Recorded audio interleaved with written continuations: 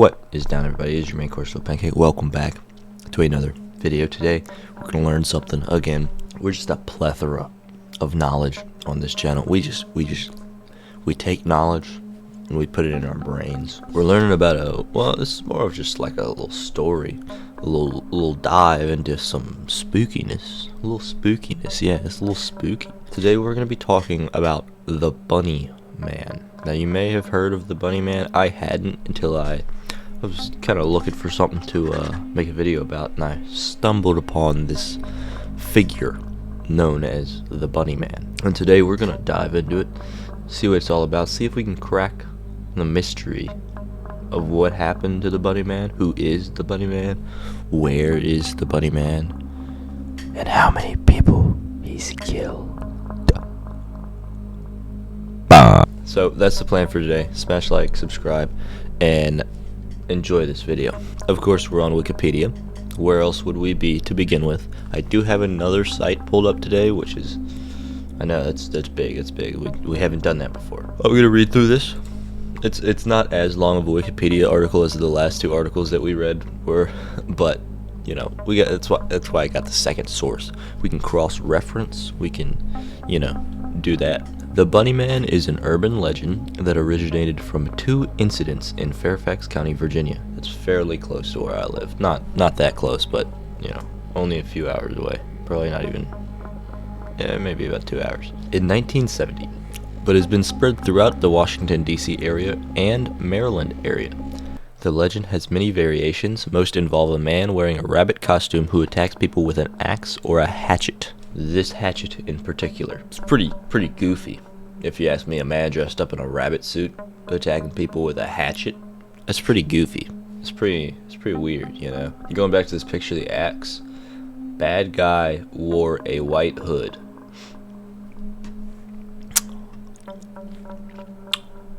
I think most people that wear white hoods are pretty bad. Yeah. I mean, we're gonna move on from that, but I don't think I've ever seen someone in a white hood being, doing God's work. You know what I'm saying? Most of the stories occur around Colchester Overpass, a southern railway overpass spanning Colchester Road near Clifton, Virginia, sometimes referred to as Bunny Man Bridge. Versions of the legend vary in the Bunny Man's name, motives, weapons, victims, descriptions of the bunny costume or lack thereof, and sometimes even his possible death. In some accounts, victims' bodies are mutilated, and in some variations, the Bunny Man's ghost, raging spectra, is said to come out of his place of death each year on Halloween to commemorate his passing. That's nice. You come out on Halloween, get some candy, do a little trick-or-treating, maybe attend a few Halloween parties. Get down on the 31st of October. Yeah, I'm with it. So that's the basic overview. It's just a guy in a bunny suit, Origin. Fairfax County Public Library historian activist Brian A. Conley extensively researched the Bunny Man legend. He has located two incidents of a man in a rabbit costume threatening people with an axe. The vandalism reports occurred 10 days apart in 1970 in Burke, Virginia. The first incident was reported the evening of October 19th, 1970 by U.S. Air Force Academy cadet Robert Bennett and his fiancée, who were visiting relatives on Guinea Road in Burke. Around midnight, while returning from a football game, they reportedly parked the car in a field on Guinea Road to visit an uncle who lived across the street from where the car was parked.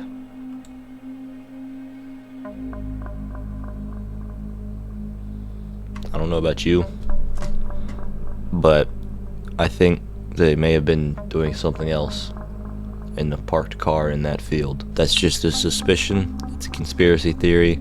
I don't think they had an uncle who lived across the street. As they sat in the front seat with the motor running to visit their uncle, they noticed something moving outside the rear window. Moments later, the front passenger window was smashed, and there was a white-clad figure standing near the broken window. Bennett turned the car around while the man screamed at them about trespassing, including, "You're on private property, and I have your tag number." As they drove down the road, the couple discovered a hatchet on the car floor. It's an interesting way to bust a window, and also to complain about trespassing by just busting a window. I mean, it was 1970, so, you know. When the police requested a description of the man, Bennett insisted he was wearing a white suit with long bunny ears. However, Bennett's fiancée contested their assailant did not have bunny ears on his head, but was wearing a white capirote of some sort. Yes. A pointed hat used by the Catholics. They both remembered seeing his face clearly, but in the darkness they could not determine his race. Well, if he was wearing that, I could make a pretty good guess. The police returned the hatchet to Bennett after examination. Oh, that's cool. He got to keep the hatchet. That's pretty cool. Nice police. The second reported sighting occurred on the evening of October 29th, 1970, so 10 days after this one, when construction security guard Paul Phillips, his initials are PP, approached a man standing on the porch of an unfinished home in Kings Park West on Guinea Road. Phillips said the man was wearing a gray, black, and white bunny costume and was about 20 years old, 5 feet 8 inches tall, and weighed about 175 pounds. The man began chopping at the porch post with a long-handled axe, saying, "You are trespassing. If you come any closer, I'll chop off your head." Interesting. So it sounds like this guy just doesn't really understand property lines, and that's the root of the issue. The Fairfax County Police opened investigations into both incidents, but both were eventually closed for lack of evidence. In the weeks following the incidents, more than 50 people contacted the police, claiming to have seen the Bunny Man. Several newspapers, including the Washington Post, reported that the Bunny Man had eaten a man's runaway cat. They claim he ate a man's cat. That's an interesting claim. In 1973, Patricia Johnson, a student at the University of Maryland, College Park, submitted a research paper that chronicled precisely 54 variations on the two incidents. So there's a lot of stuff going on. Colchester Overpass. Colchester Overpass was built about 1906 near the site of Sangster's Station, a Civil War-era railroad station on what was once the Orange and Alexandria Railroad. Because of its association with the legend, the overpass is a popular destination for paranormal enthusiasts and curiosity seekers. Interest increases around Halloween, and starting in 2003, local authorities began controlling access to the area during that time. During Halloween 2011, over 200 people, some as far away from as Pennsylvania Maryland state line, were turned away during a 14-hour checkpoint in the area. Okay, Pennsylvania Maryland line is not that far away. There's some pictures of it. Does it look spooky? Not really. 2011 slasher film Bunny Man is a version of the story. 2017 Amazon original series Lore. Chris Gethard's show had a Bunny Man episode. Nonfiction author Jenny Lopez published a full-length feature titled Long Live the Bunny Man. Video game Dead by Daylight introduced a killer in 2017 named the Huntress, a woman who wears a rabbit mask and throws a hatchet. Alright. Then Adult Swim broadcast a story of the Bunny Man as a bump during an episode of Family Guy. In 2021, MetaZoo Games LLC prints the card Bunny Man in the Cryptid Nation set. Intriguing.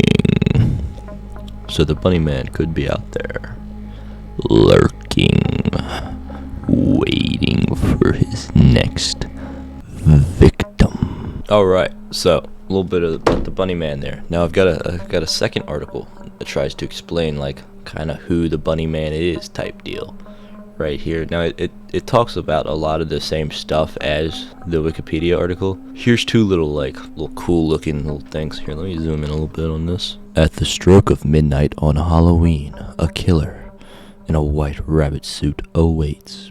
Lore has it, if you speak his name 3 times, he'll appear. Bunny Man, Bunny Man, Bunny Man. But don't expect to survive. He'll slash your throat and leave your body dangling from the bridge. So that's pretty spooky. And then we got another one. The spirit of an escaped mental patient haunts the railroad bridge. He escaped hell-bent on avenging the murders of his wife and child, who were slain nearby. Living in the woods near the bridge, he killed and ate rabbits, wearing their skin and leaving their mutilated bodies hanging in the trees. One Halloween night, taunted by some town children, he killed and mutilated them too, hanging their corpses from trees around the bridge. And then we got this Brian Conley guy who kind of dove into it to see what it's about. First, he delved into Fairfax County police records, searching for reports of the old and sensational murders. He wrote in his December 2008 paper, The Bunny Man Unmasked, the real-life origins of an urban legend. He found one that might help account for some of the Bunny Man's background. It happened on February 1949 and made headlines for months. The gruesome slayings of a mother and her 8-month-old girl. The two were found in a shallow grave in Fairfax after disappearing during a car ride with the husband. Police soon found the victims in the shallow grave. The woman had been beaten and shot, the baby girl buried alive. The husband and father was eventually arrested, convicted, and sent to a mental institution. Alright, so guy, wife, child, goes kaput. His fault, mental institution. Next, the librarian searched for any evidence of a man dressed in a rabbit costume terrorizing people in the Washington region. According to his paper, he found a gem in the Washington Post on October 22nd, 1970, which is what we read about the people visiting their uncle in a field across from his house with the car still running. And then it goes through the same two instances that we read about on the Wikipedia article. So, who the Bunny Man was and what motivated him to act in such a bizarre manner is still a mystery. However, the available evidence points to the October 1970 events as the genesis of the Bunny Man legend. And there you have one interpretation of the story. So, he really didn't find anything, but still adds a little bit. So what do I think of this Bunny Man character? Well, I'm going to tell you what I think, because that's what I do on this channel. I give you my opinion so that you can make yours and compare it to mine. So basically, I think that the Bunny Man is just a dude, you know what I'm saying? A bunny costume that really doesn't understand property lines. I mean, he's probably a furry. Okay, let's be real here. Alright, we don't have to beat around the bush. He's probably one of those people. He was at the precipice of those kinds of people, you know. 1970, probably weren't too many of them around. It probably wasn't as widely accepted, you know. So, that's what I would say, you know. He was a furry with a bunny suit, right? So he just liked to wear his bunny suit around. I think he just really, didn't like people trespassing, but he also didn't really understand property lines. So, those people that visited their uncle probably were on his property, so he probably got mad and threw a little axe at it, right? Or whatever. Or maybe they weren't, and he just was confused about where his property ended. Or maybe he thinks that he owns everything, in a way, you know? Because he pays taxes. So, you know, that basically means you own the United States if you pay taxes, right? Yeah.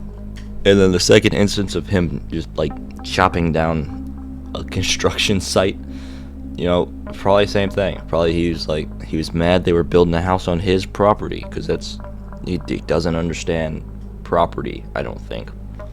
So overall, I think it's just a lot of confusion. And the guy just kind of liked hatchets, I think. Maybe he read that book. That book probably wasn't even out yet, actually, by that time. But that would be my rendition of this story. He's just a guy who doesn't understand how property works. And he's a furry. That would be my explanation of this. And then it just started, and you know how stories just spread, and then everybody sees them. You remember the killer clowns of I don't even remember what year that was, but, and then, you know, it happens, and then the story just spreads. Everybody sees them everywhere, you know what I'm saying? That's probably what happened with the later sightings of the Bunny Man.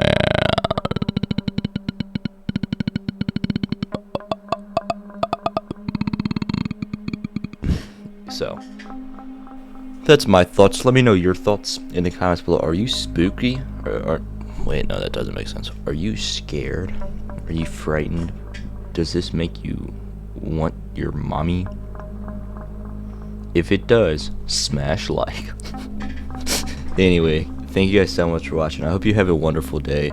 I hope you enjoyed this video. And I will see all y'all later.